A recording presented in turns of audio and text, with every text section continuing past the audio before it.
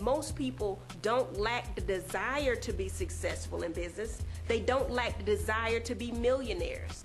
They just don't believe they can do it. And with that mindset, they have the actions of an average or mediocre person. Once we change their mindset, we can change their actions and their reactions, which will ultimately change their results.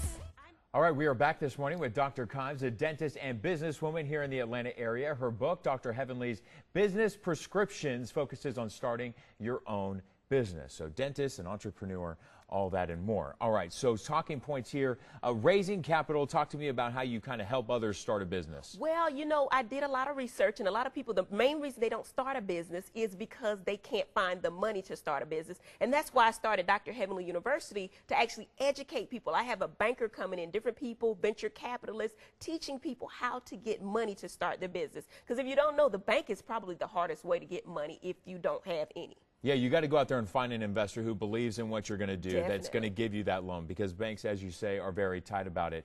What about getting help?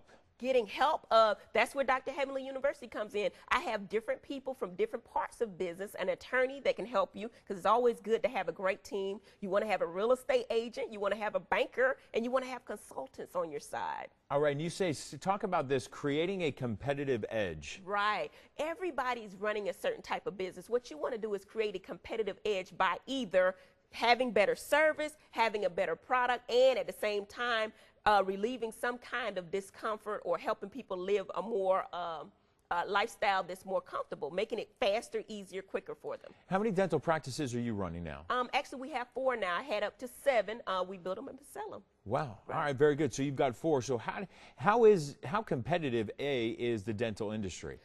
I think it depends on where you're at. There's some areas that are more rural than others that there are hardly any dentists, but like in the downtown area, it's plenty of them, so it's more competitive. And is it just from my own experience talking to some friends in the dental business, the overhead in the dental practice is just really expensive, they say. That's where Dr. Heavenly Business Prescriptions come in. You have to be a stickler about the numbers. You have to know what your numbers are, and you got to make sure you stick to them no matter what. It's never an emotional thing, but you have to actually use logic when running a business, especially when your overhead is high as it is. Yeah, they say for some reason in the dental practice that just the stuff is always constantly changing and upgrading all the time, and that you have to stay up to date with the top of the technology, and it's just super expensive.